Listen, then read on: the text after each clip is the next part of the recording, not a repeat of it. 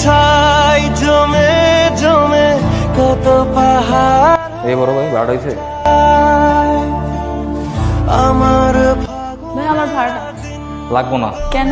আর কইলাম তো লাগবো না। এই মেয়ে কি ভাই আমি আপনারা ভাড়া দিলাম আমার হাফ ভাড়া কাটলেন না এই মেয়ে আপনারা ভাড়া দিল এই মেয়ের কাছে ভাড়া নেবেন না মিয়া দেন ভাড়া দেন আমরা দেন মেয়ে আমরা ফ্রিতে যাবো মেয়ে দেন আপনার সমস্যা কি? আমার বাসের ভিতরে আমি কাটতে বাড়ালাম না, এটা আমি বুঝবো। আপনি সকাল বেলাতে ভাই ক্যাচাল করতেছেন। মেয়ে মানুষ দেখলে অবস্থা না কেমন দেন কিরে সবার ভাড়া লইলি মায়েটার ভাড়া লইলি না কে? না ওস্তাদ কাটছি তো সবার। বই করছো বেটা বাড়ালো গাড়ি কি তেল দিয়ে চলে না পানি দিয়ে চলে? তেলের দাম তো উঠে দেবো নাকি? ছাই জমে জমে ভাড়া নিলে না কেন ম্যাডাম আর পরিচিত। পরিচিত মানে? ও আচ্ছা, এটাই কি তাহলে ওই মাইয়া নাকি? প্যার কা এক কাহানি। বুঝিয়ে যখন হালাইছিস কি কম আরে বেটা আগে কবি না। আমি চাই না দেখতে আমার এই অবস্থা দেবে। আলো সারা তবে ঠিকানা হবে রঙিন। চেনো না মেরি ডাকে এই এমন এদিকে আয়। ওস্তাদ কিরে তুই আজকে আমার থেকে ভাড়া লস নাই? আর এটা মুখের মধ্যে কি পরে রাখছো? হ্যাঁ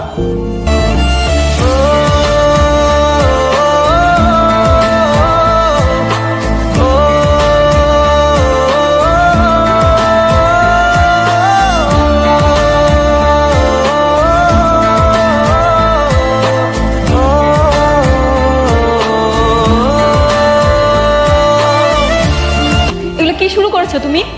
কি শুরু করছি মানে? যা দেখতেছো তাই। তুমি তো এমন ছেলে না। হঠাৎ তোমার কি এমন হলো যে বাসের হেল্পারি করতে হচ্ছে তোমাকে? তোমাকে কিন্তু আমি খুব ভালো করেই চিনি। মা! মা! হাই দাঁড়াও, এতক্ষণ ধরে ডাকছি শুনছো না যে? আমাকে যেতে হবে, আমার তারা আছে। তুমি আমার কথা শেষ না হওয়া পর্যন্ত এক পাও সামনে এগোতে পারবে না। তুমি খুব ভালো করেই জানো আমি কিসের কথা বলছি। কোনোভাবেই সম্ভব। কেন সম্ভব না? কিসের এত অহংকার তোমার? তুমি নিজেকে কি মনে করো? হ্যাঁ শুনি, তুমি কি জানো কত ছেলেরা আমার পেছনে লাইন দিয়ে দাঁড়িয়ে থাকে? তাহলে তাদের সঙ্গে রিলেশন করলেই তো পারো। আমার মতো গরিব অহংকারী ছেলের সাথে কথা বলতে আসছো কেন? কারণ আমি তোমাকে ভালোবাসি, আর আমার ভালোবাসাটা এত সস্তা না যে তোমাকে ছেড়ে আরেকজনকে ভালোবাসবো। সেটা তোমার ব্যাপার, আর আমি আমার সিদ্ধান্ত অনেক আগেই জানি। ইমান তুমি শুনে রাখো, আমার ভালোবাসা যদি সত্যি হয় আমি তোমাকে ঠিকই পাবো। এমন যদি হয় মনের নদী হয় যা বলবো তাড়াতাড়ি বলো, আমার কাজ আছে। তুমি এইসব কেন করছো? প্রয়োজনের কারণে। তোমার কি এমন প্রয়োজন যাতে করে তোমার পড়াশোনা বাদ দিয়ে বাসের হেল্পারি করতে হচ্ছে? বাবা মারা যাওয়ার পর পরিবারের সমস্ত দায়িত্ব আমার উপর পড়ে। এখন আমি যদি পড়াশোনা শুরু করি না, আমার মা বোন ছোট ভাই সবাই না খেয়ে মরে। পরিবারের বড় সন্তানদের কোনো সকালাত বলতে কিছু নেই। পরিবারের বড় সন্তানদের জীবনের জন্য অনেক কিছুই ত্যাগ করতে হয়। আঙ্কেল কিভাবে মারা গেছে? হঠাৎ ব্রেন স্ট্রোক করে। তুমি তো আমাকে এই কথা কখনো বলোনি। কারণ আমি আমার নিজের কষ্টের কথা কাউকে জানাতে পছন্দ করি না। তুমি না এরকম বড় বড় কথা বলা বন্ধ করো। এই সপ্তাহের ভেতরেই তুমি আবার ভর্তি হবে। আমি চাই তুমি পড়াশোনা করো। সেটা কোনোভাবেই সম্ভব না। ইচ্ছে থাকলেই সব সম্ভব। তুমি সকালবেলা পড়াশোনা করবে আর রাতের বেলা তোমার ডিউটি করবে। শুধু রাতে ডিউটি করে কোনো কিছুই হবে না। তাছাড়া পড়াশোনা করতে এক্সট্রা অনেক খরচ আছে। তোমার পড়াশোনার যত খরচ লাগে সব আমি দেবো। তোমাকে এইগুলো নিয়ে টেনশন করতে হবে না। শুধু তুমি বন্ধুত্বটা টিকিয়ে রাখলে। বন্ধু? আমার দিক থেকে না হয় অন্য কিছু থাকলো, তোমার দিক থেকে বন্ধুত্বটাই থাকলো।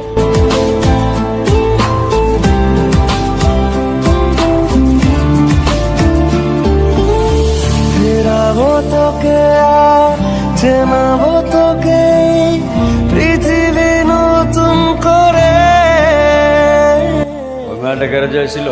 জি। তার মানে ঘটনা বহুত দূর গড়ায় গেছে না? আজকে আসুক বুঝা মানে তুই মন খারাপ করছিস। আরে ওস্তাদ কখন এলেন আপনি? কিরে বেটা ওস্তাদ এসে কবি না মারে? তুই কই গেছিলি? একটু বাইরে গেছিলাম। তুই করে কত ওই মায়েটা কেটা? না ওস্তাদ, বন্ধু আর কি, পরিচিত, এর বাইরে কোনো সম্পর্ক নাই। ঠিক আছে কালকে থেকে তুই আমার গাড়িতে উঠবি না। এটা আপনি কি করলেন? তোর যখন বিপদায় ছিল তখন আমি তোরে ঠাঁই দিছিলাম। আমার লোকে কোনো রকম বেইমানি করার চেষ্টা করিস না। ওস্তাদ জান দিয়ালাম, মাকার জিন্দিগিতে কেমন করুন। কথাটা মনে রাখিস।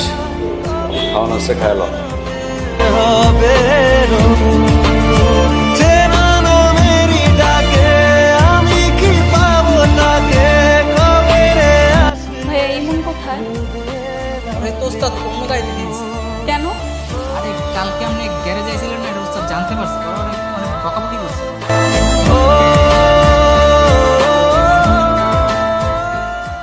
তুই নাকি কোন ছেলের সাথে ঘোরাফেরা করিস? কে বলেছে মা?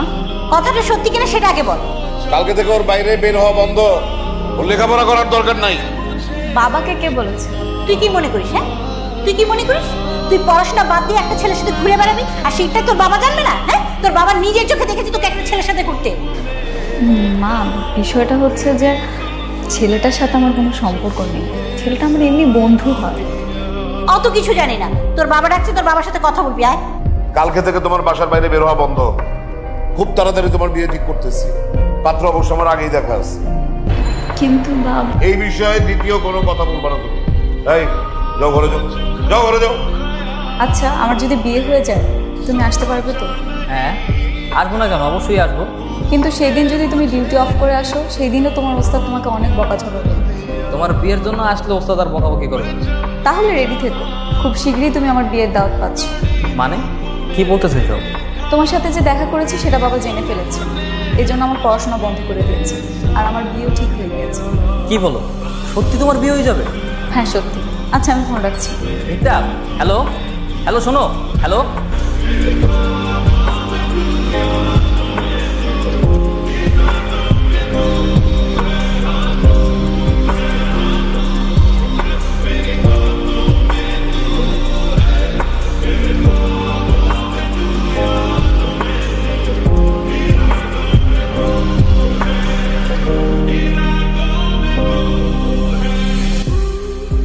হ্যালো, হ্যাঁ বলো। একটু নিচে আসবা? আমি তোমার বাসার নিচে দাঁড়িয়ে আছি। তুমি আমার বাসা চিনলে কিভাবে? আগে তো দুবার এসেছিলাম, তখন থেকেই তো চিনতাম। তুমি এখন চলে যাও, বাবা বাসায় আছে। বাবা যদি জানতে পারে তাহলে কিন্তু ঝামেলা হয়ে যাবে। কিন্তু আমি তো তোমার সঙ্গে দেখা করতে এসেছি। দেখা হয়েছে তো, এখন যাও। রিক্তা, তুমি কি সত্যি সত্যি বিয়ে করবে? জানি না, বাবা যদি চায় তাহলে তো আমাকে বিয়ে করতেই হবে। রিক্তা, কি রে, কার সাথে কথা বলছি? কারোর সাথে না কোনো। ও আচ্ছা শোন, তোর বাবা কিন্তু তোর বিয়ে ঠিক করেছে, আগামী পরশু তোর বিয়ে। কি বল, বাবা তো আমাকে কিচ্ছু জানে না। তোকে আবার কি জানাবে? তোর বাবা যেটা ভালো মনে করেছে সেই ডিসিশন নিয়েছে, এখানে জানাজানির কি আছে? তুই বড় হয়েছিস, তোকে বিয়ে দিতে হবে না? আচ্ছা শোন, টেবিলে খাবার দিচ্ছি, খেতে আয়।